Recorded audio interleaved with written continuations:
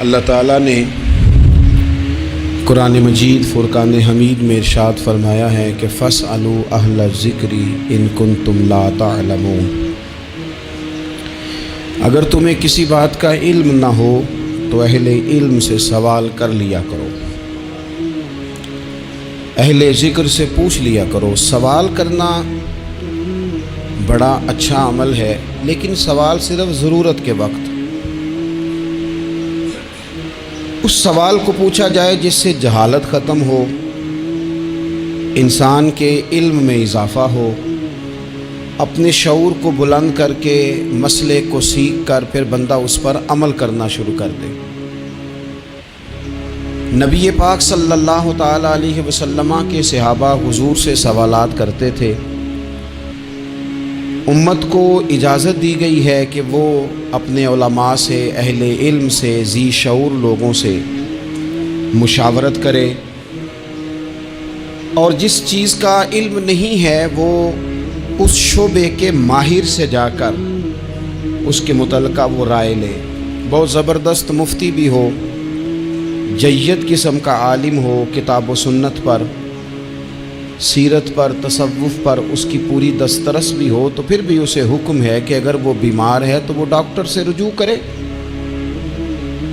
اس سے وہ سوال پوچھے، اپنی تسلی کرے اور اپنے حفظان صحت کے اصولوں کے مطابق وقت گزارے، لیکن وہ ضرورت کا، بے تکا نہیں، غلط نہیں، بحث کے لیے نہیں۔ نبی پاک صلی اللہ تعالی علیہ وسلم نے اس کی حوصلہ افزائی ان الفاظ کے ساتھ فرمائی ہے جو ابو داؤد شریف میں موجود ہیں۔ حضور علیہ الصلوۃ والسلام نے فرمایا کہ جہالت سے نجات حاصل کرنے کا ذریعہ سوال ہے۔ سوال پوچھو تاکہ تمہاری جہالت دور ہو جائے، لیکن اس کے کچھ قاعدے، کچھ ضابطے، کچھ اصول ہیں۔ ہمارے ہاں کچھ عرصے سے یہ رجحان ہوا ہے کہ ابحاث، کثرت سوالات، ایسی باتیں جن کا اس انسان سے جو سوال پوچھ رہا ہے دور دور تک کوئی تعلق ہی نہیں بنتا، بے معنی اور بے مقصد اور بے محل گفتگو، بے موقع باتیں، یہ رجحان پکڑتی جا رہی ہیں سوسائٹی کے اندر۔ ہر شخص کو تجزیہ نگار بنا دیا گیا ہے، ہر شخص کو عالم بنا دیا گیا ہے، ہر شخص کو ڈاکٹر ڈکلیئر کر دیا گیا ہے، ہر بندہ اپنی مرضی کی رائے دے رہا ہے۔ اس کا نقصان یہ ہوا ہے کہ ملک تیزی سے غیر مستحکم ہوتا چلا جا رہا، بگڑتے، بکھرتے، ٹوٹتے خیالات۔ بہت زیادہ جب باتیں ہونے لگ جاتی ہیں، بہت زیادہ جب بحثیں ہونے لگ جاتی ہیں تو وہ نفرتوں کو جنم دیتی ہیں، وہ اذیت کا باعث بنتی ہیں۔ قرآن مجید فرقان حمید آپ دیکھیے تو سورہ بقرہ میں سے جو آیہ کریمہ میں نے آج تلاوت کی ہے خطبے میں، اس میں اللہ تعالیٰ نے فرمایا ام تریدون ان تسألوا رسولکم کما سئل موسیٰ من قبل، کیا تم میرے نبی پاک علیہ السلام سے بھی اسی طرح ہی سوال کرنا چاہتے ہو جس طرح حضرت موسیٰ کی قوم نے ان سے کیے تھے؟ جس طرح پہلے حضرت موسیٰ علیہ السلام سے سوال کیا گیا تھا، تم بھی میرے رسول سے اسی طرح سوال کرنے کا ارادہ رکھتے ہو؟ کبھی بنی اسرائیل والوں نے کہا کہ ہمیں پتھر سے پانی نکال کے دیا جائے، کبھی کہا کہ ہمیں کھانا من و سلوہ دیا جائے، کبھی کہا کہ ہم اس وقت مانیں کہ جب رب کو اعلانیہ دیکھ لیں۔ کیا تم میرے رسول سے بھی اسی طرح ہی سوال جواب کرنا چاہتے ہو؟ ضرورت کے لیے سوال ضرور کریں، یہ پہلا ہی سپارہ ہے۔ حضرت موسیٰ علیہ السلام کا زمانہ مبارکہ ہے، ایک شخص نے اپنے کزن کو، اپنے چچا کے بیٹے کو، چچا زاد کو قتل کر دیا اور خود ہی اس کا مدعی بن کے حضرت موسیٰ کے پاس آیا کہ بتائیے جناب میرے اس بھائی کو کس نے قتل کیا ہے؟ حضرت موسیٰ نے ایک سادی سی بات کی، کیا فرمایا؟ وَإِذْ قَالَ مُوسَىٰ لِقَوْمِهِ إِنَّ اللَّهَ يَأْمُرُكُمْ أَن تَذْبَحُوا بَقَرَةً۔ حضرت موسیٰ علیہ السلام نے اپنی قوم سے کہا کہ اللہ تمہیں حکم دیتا ہے کہ ایک گائے ذبح کرو، گائے کا کچھ حصہ مقتول کو مارو، وہ خود اٹھ کے بتا دے گا مجھے کس نے قتل کیا ہے۔ یہ پہلا سپارہ ہے قرآن مجید کا، آپ اس کو دیکھ لیں، یہ آیت نمبر 67 سے شروع ہو رہا ہے۔ تو اب وہ چونکہ ذبح کرنا نہیں چاہ رہا تھا، اس کو پتا تھا کہ مجرم تو میں خود ہوں، وہ ذبح چونکہ کرنا نہیں چاہ رہا تھا تو اس سے کہا کہ مارو ایک حصہ گائے کا، اس کو تو یہ اٹھ کے بتا دے گا۔ تو اس نے جواب کیا دیا؟ قالوا اتتخذون ہزوا، یعنی لگا آپ میرے ساتھ مذاق کرتے ہیں، کبھی ایسا بھی ہوا ہے؟ قال اعوذ باللہ ان اکون من الجاہلین، حضرت موسیٰ علیہ السلام فرمانے لگے میں اللہ کی پناہ مانگتا ہوں میں جاہلوں میں سے ہو جاؤں. ہر وقت مذاق کرتے رہنا یہ تو جاہلوں کا طریقہ ہے. کن کا ہے؟ حضرت موسیٰ نے کہا ہے، قرآن پاک ہے. ہر وقت مذاق کرتے رہنا. خوش طبعی اور چیز ہے، مسکراتے رہنا، لیکن کسی کا مذاق ہر وقت اڑاتے رہنا کن کا طریقہ ہے؟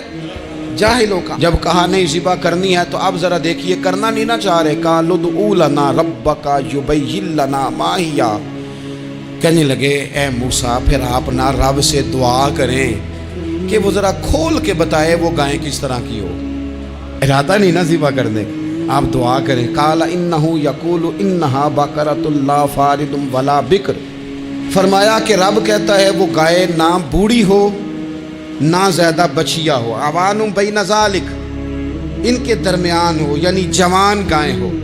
فافعلوا ما تؤمرون، کرو جس کا تمہیں حکم دیا جا رہا ہے. قالوا ادع لنا ربک یبین لنا ما لونھا. لو اگلی بات سن لو. کہنے لگے آپ دعا کریں رب سے کہ وہ کھول کے بتائے اس کا رنگ کس طرح کا ہو، رنگ بتائیں کس طرح کا ہو. قال انہ یقول انہا بقرۃ صفراء. فرمایا رب فرماتا ہے کہ صفراء رنگ کی ہو، یعنی گہرے زرد رنگ کی ہو. یہ رب فرماتا ہے اس طرح کی گائے ذبح کرو. فاقع لونھا تسر الناظرین، اور جب کوئی اسے دیکھے تو اسے اچھا بھی لگے، آنکھوں کو اچھی لگے وہ گائے. اس طرح کی گائیں ذبح کرو. لو اتنی باتیں بتا دی. قالوا ادع لنا ربک یبین لنا ما ہی. کہنے لگے نہیں آپ پھر دعا کریں اللہ ذرا کھول کے بتائے گائیں کس طرح کی ہو. ان البقرہ تشابہ علینا، ہمیں ذرا گائیں پر شبہ پڑ گیا ہے کس طرح کی ذبح کرنی چاہیے. وَإِنَّا انشاءاللہ لمہتدون، اگر اللہ نے چاہا تو ضرور ہم ہدایت پا جائیں گے. پھر اللہ تعالیٰ نے فرمایا کہ قال انہ یقول انہا بقرۃ لا ذلول تثیر الارض، گائیں اس طرح کی ہو کہ وہ کبھی کھیتی میں نہ چلائی گئی ہو، یعنی اس کو کبھی کام نہ اس سے لیا گیا ہو. بیل کو لوگ لگاتے تھے نا، جو کام آج ٹریکٹر سے لیا جاتا ہے وہ گائے بیل سے لیا جاتا تھا. تو وہ کھیتی باڑی کے کام نہ اس کو لگایا گیا ہو. ولا تسقی الحرث، اور نہ اس سے پانی نکالا گیا ہو، نہ کھیت چلانے ہل چلانے میں لگائی گئی ہو. اور وہ جو کنواں ہوتا تھا جس کے گرد گائیں گھومتی تھی، تو کہا وہ بھی کام اس نے نہ کیا ہو گائے نے. مسلمۃ لا شیۃ فیہا، وہ ہر عیب سے پاک ہونی چاہیے. قالوا الآن جئت بالحق، اب کہنے لگے اب آپ صحیح بات لے کے آئے، اب سوال ختم ہو گئے نا. کہنے لگے اب آپ بات فذبحوہا، انہوں نے ذبح کر دی. وما کادوا یفعلون، پر ایسا کرتے نظر آتے، لگتا نہیں تھا کریں گے ذبح پر ذبح.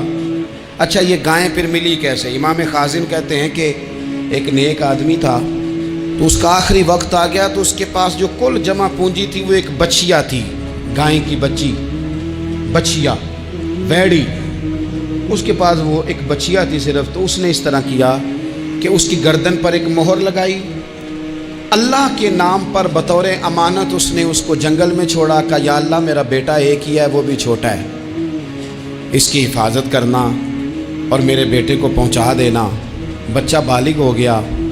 اس کی ماں نے کہا بیٹا جو امانتیں رب کے پاس رکھوائی جائیں نا ان میں خیانتیں نہیں ہوا کر دی، جا کے جنگل میں آواز دے تیری گائے واپس آ جائے گی. اس نے جا کے جنگل میں آواز دی کہ وہ جو میرے باپ نے امانت رکھوائی تھی وہ کدھر ہے. وہ نشان لگی ہوئی گائیں دوڑتی ہوئی اس کے پاس آئی. واللہ خیر الرازقین، جب رب بندوبست کرے، جب اللہ بندوبست کرے تو پھر معاملہ اور ہوتا ہے. وہ گائے آ گئی. اب اس نے کیا کیا اس نوجوان نے کہ وہ گائے گھر لایا، ماں سے آ کے کہا کہ اماں یہ تو اللہ نے فضل کر دیا. ماں کہنے لگی پتر حالات ہمارے خراب ہیں، منڈی میں لے جا اسے بیچ دے، لیکن سودا میری مرضی کے بغیر طے نہ کرنا. کس کی مرضی کے بغیر؟ کس کی؟ اماں کی مرضی. اور سنو یار، تھے کچھ لوگ جن کو لوگوں نے تانے بھی دیے کہ تم ماں کے پیچھے لگ گیا ہے، لوگوں نے بڑا کچھ کہا، پر جو ماں کی مرضی پہ لگیں ناکام نہیں ہوتے زندگی میں.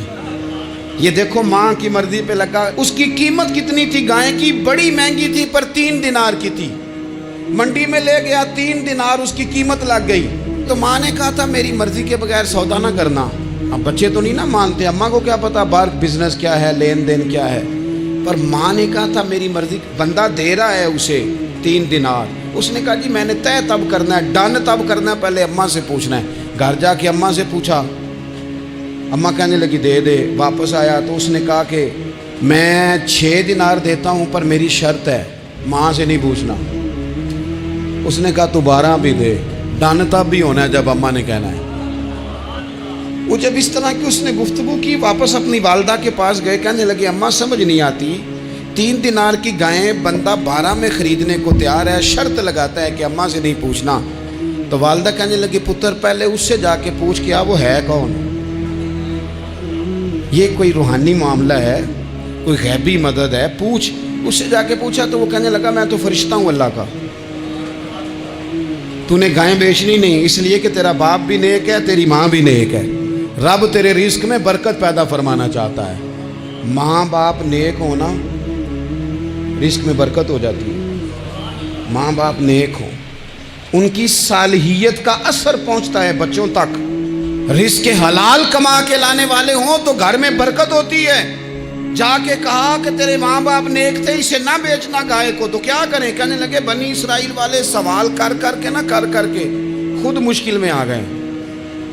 اب وہ ایسی گائے جو جوان بھی ہو، یہاں تو ہر غریب آدمی اپنی گائیں یہاں لگا دیتا ہے، کھیتی باڑی میں یہاں لگا دیتا ہے، کنویں میں پانی نکالنے میں، تو یہاں تو ہر ایک کی گائیں، تو ایسی گائیں جس کا رنگ بھی اتنا پیارا ہو، زیادہ بوڑھی زیادہ بچی بھی نہ ہو، اور ابھی تک کھیت میں بھی نہ لگی ہو، وہ سوائے تیرے کہیں نہیں ہے۔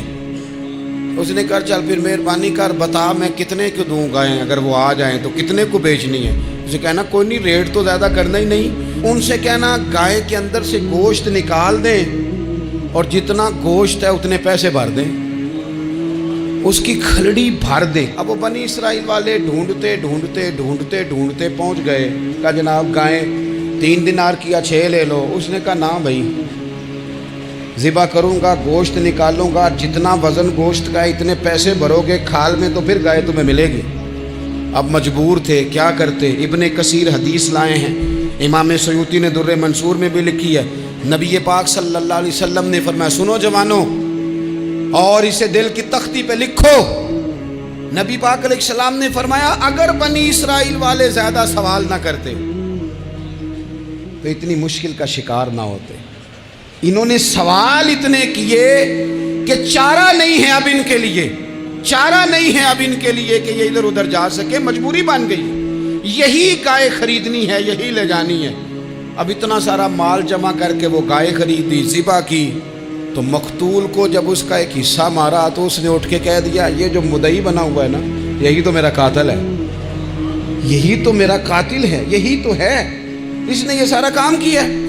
تو زیادہ سوالات کرنا، بہت زیادہ سوالات کرنا، ہر وقت بحث میں رہنا، نبی پاک صلی اللہ تعالی علیہ وسلم نے منع فرمایا، اور میرے رسول پاک علیہ الصلاۃ والسلام نے فرمایا یاد رکھو 3 چیزوں سے ہمیشہ بچو، بخاری مسلم میں موجود ہے۔ ایک تو فرمایا کثرت کیلو کال سے بچو، زیادہ بحث نہ کرو، اور دوسرا حضور علیہ الصلاۃ والسلام نے فرمایا مال کو ضائع کرنے سے بچو، اور تیسرا فرمایا زیادہ سوال نہ کیا کرو، زیادہ سوال نہ کیا کرو۔ ایک مقام پہ نبی پاک علیہ السلام نے فرمایا حج فرض ہے، ایک صاحب نے اٹھ کے پوچھا حضور ہر سال؟ حضور خاموش ہو گئے۔ پھر پوچھا حضور ہر سال؟ سرکار خاموش ہو گئے۔ تیسری بار پھر پوچھا حضور ہر سال؟ نبی پاک علیہ السلام نے فرمایا زیادہ سوال نہ کیا کرو، میرے منہ سے نکل جاتا نا ہر سال فرض ہے تو رب نے ہر سال فرض کر دینا تھا، تمہارے لیے مشکل ہوتی۔ اور فرمایا جس چیز کے لیے میں تمہیں حکم دوں وہ کر دیا کرو، اور جس چیز میں تمہیں آزاد کر دوں اس میں آزاد ہو جایا کرو، زیادہ باریکیوں میں نہ جایا کرو۔ جن لوگوں نے بھی باریک بن کے چیزیں ڈسکس کرنی چاہی نا، الجھ گئے، تنگ آ گئے، اور جو کسی ایک دروازے کے فقیر تھے، ایک دروازے کے فقیر تھے، ایک دروازے کے فقیر تھے، کسی ایک راہ سے خیرات لیتے تھے، زیادہ الجھاؤ نہیں پیدا کیا انہوں نے۔ میں کہہ چکا ہوں علم حاصل کرنے کے لیے سوال ضرور کریں، لیکن بحث کے لیے اور الجھاؤ پیدا کرنے کے لیے، نئی سے نئی راہ تلاش کرنے کے لیے، یہ بات درست نہیں ہے۔ بلکہ بخاری مسلم میں ایک حدیث ہے جس کو پڑھ کے انسان بار بار سوچنے پہ مجبور ہو جاتا ہے کہ اس طرح بھی ہوتا ہے۔ حضرت انس بن مالک رضی اللہ تعالیٰ عنہ ارشاد فرماتے ہیں، ہم سب حضور کی بارگاہ میں بیٹھے تھے، بخاری مسلم ہے، نبی پاک علیہ السلام تشریف فرما تھے، حضور کی عادت مبارکہ تھی، جہاں موقع آیا حضور بیٹھ گئے۔ حضور زمین پہ جلوہ فراز تھے، صحابہ کرام نے سوال پوچھنے شروع کیے، یہ بھی بتائیں، یہ بھی بتائیں۔ کچھ نوجوان تھے، انہوں نے کچھ سوالات شروع کیے، انہوں نے بہت زیادہ سوالات کیے کثرت سے۔ تو حضرت انس بن مالک رضی اللہ تعالیٰ عنہ فرماتے ہیں بہت سوالات، جب زیادہ سوال ہو گئے نا، اللہ کے رسول صلی اللہ علیہ وسلم اٹھ کے نا ممبر پہ بیٹھ گئے، فرمایا پوچھو جو تمہارا جی چاہتا ہے میں بتاؤں گا، پوچھو، کرو سوال کرو۔ ایک شخص نے اٹھ کے عرض کی، یا رسول اللہ میرا باپ کون ہے؟ فرمایا حذیفہ۔ دو لوگ اور اٹھے، یا رسول اللہ ہمیں لوگ تانے دیتے ہمارا باپ۔ فرمایا تمہارا باپ وہی ہے جس کی طرف تم منسوب ہو، اسی باپ کی جائز اولاد ہو۔ ایک بندہ اور اٹھا، اس کا لہجہ بھی کچھ اس طرح کا تھا، کہنے لگا حضور میں جنت میں جاؤں گا کہ جہنم میں؟ کئی دفعہ نا چیزیں راز میں رہیں تو وہ ٹھیک رہتی ہیں، لیکن جن کو راز کھولنے کا شوق ہو ان کے اپنے بھی کھل جایا کرتے ہیں، ان کے کھل جاتے ہیں، پھر وہ تکلیف میں آتے ہیں۔ یاد رکھیں، حضور میں جنت میں جاؤں گا کہ جہنم میں؟ حضرت انس بن مالک کہتے ہیں کریم بولے، مور لگنے لگی، ہم کانپنے لگے۔ حضور نے فرمایا تو جہنم میں جائے گا، دوزخی ہے تو۔ بس جب وہ سناٹا چھا گیا، اب ڈر تھا کہ کچھ اور باتیں نہ، یہ کثرت سوالات کی وجہ سے حضور ناراض ہو گئے۔ کہتے ہیں فٹافٹ حضرت عمر اٹھے، فٹافٹ، اور کوئی معافی نہیں مانگی، کوئی بات نہیں کی۔ جناب عمر تھے نا، آئے عمر تیرے جملوں پہ مر جاؤں، ان راہوں پہ قربان جہاں سے عمر چلتے تھے۔ ہر حکمران تیری بات کرتا ہے، پر عمر تیرے ایک ایک فیصلے پہ میری اولادیں قربان۔ ایسا بھی شخص کوئی پلٹ کے دنیا میں آئے گا جیسا خطاب کے گھر عمر پیدا ہوا۔ حضرت فاروق اعظم اٹھے، یوں ہاتھ باندھے، رو پڑے، کہنے لگے نہ حضور نہ، رضیت باللہ ربا وبالاسلام دینا وبسیدنا ومولانا محمد نبی و رسولا۔ حضور ہم بڑے راضی ہیں کہ اللہ ہمارا رب ہے، سونیا بڑے راضی ہیں کہ دین ہمارا اسلام ہے۔ یا رسول اللہ ہم بڑے راضی ہیں کہ اللہ نے آپ کو ہمارا نبی بنا کے بھیجا ہے۔ حضور بڑے، یوں ہاتھ باندھے، نہ ساڈا بولیا چولیا معاف کری، غلطی ہو گئی حضور جوانوں سے، نہیں ایسا حضور، نہ اس سے زیادہ کوئی پردہ نہ کھول جائے کہ رضیت باللہ ربا وبالاسلام دینا وبسیدنا ومولانا محمد نبی و رسولا۔ اور ضرورت کے لیے سوال ضرور پوچھا جائے، حضور پسند کرتے تھے، لیکن بحث میں الجھ جانا، ہر وقت دین کو تختہ مشق بنا لینا، ہر وقت میرا دل تڑپتا ہے، کبھی کبھی سوچتا ہوں یہ میرے نبی پاک کا دین ہے، کیا یہ صرف دنیا میں بحث کے لیے آیا ہے؟ جس کو 4 لفظ آئے اس نے میرے حضور کے دین کو ذریعہ بحث بنا لیا۔ صبح بھی بحثیں، شام بھی بحثیں۔ کریم محبوب علیہ الصلوۃ والسلام نے جو طائف میں روڑے کھائے تھے وہ اس لیے کہ امت بیٹھ کے بحثیں کرے، اس لیے امام علی مقام نے سارا گھرانہ کربلا میں دے دیا کہ تم بحثیں کرو۔ عمل کب کریں گے؟ کرو بحث، صبح بھی کرو، ہر بندہ کرے، مولوی بھی کرے، مفتی بھی کرے، مناظر بھی کرے۔ اور چلو علماء تو کبھی اعلاء کلمت الحق کے لیے کوئی گفتگو کر بھی لیں، ہر چوک چراہے میں بحث، ہر جگہ مناظرہ، خدا را بلا ضرورت تو چھوڑ دیں، بلا وجہ تو چھوڑ دیں، کبھی تو مان کر چلنے کا مزاج بنا لیں، کبھی تو قبول کر لیں۔ یا رسول اللہ رضیت باللہ ربا وبالاسلام دینا وبسیدنا ومولانا محمد نبی و رسولا۔ حضور بڑے راضی ہیں کہ اللہ ہمارا رب ہے، اسلام ہمارا دین ہے، آپ ہمارے نبی ہیں۔ حضور ہم بڑے ہی راضی ہیں، ہم پر کرم نوازی ہو جائے۔ تو حضور نے فرمایا عمر بیٹھ جا، اللہ تیرے اوپر رحم فرمائے۔ عمر بیٹھ جانا، رب تیرے اوپر رحم فرمائے۔ اور پھر فرمایا عمر یہ رب نے تجھے ہی توفیق دی ہے، یہ تجھے توفیق ملی، تو اتنی زیادہ بحثیں. میں کبھی کبھی کچھ سوالوں کے جواب دینے کو جی نہیں نہ چاہتا. آپ جو سوال کر رہے ہیں وہ پتہ ہے حضور کے ایک عظیم صحابی کے بارے میں کر رہے ہیں. آپ ان پر بحث کرنا چاہتے ہیں, آپ ان کو تختہ مشق بنانا چاہتے ہیں. جی نہیں کرتا, وہ ہستی اونچی ہے. نہ بھائی نہ, دل نہیں مانتا, خیال نہیں پیدا ہوتا. ہم تو ان بزرگوں کے ماننے والے ہیں جو حضور کی ازواج کا اور چاروں بیٹیوں کا نام لیتے تھے تو وضو کر کے لیتے تھے. وہ تو باتیں کرتے تھے تو ڈر ڈر کے کرتے تھے, کہتے تھے توبہ توبہ توبہ. ہم کہاں اور وہ لوگ کہاں. لیکن آج ہر آدمی کو بحث کا شوق آیا ہے. ہر شخص ہے جو کہتا ہے مجھے بھی 3 باتیں آتی ہیں, میں بھی تھوڑا سا مفتی ہوں, میری بھی سن لو.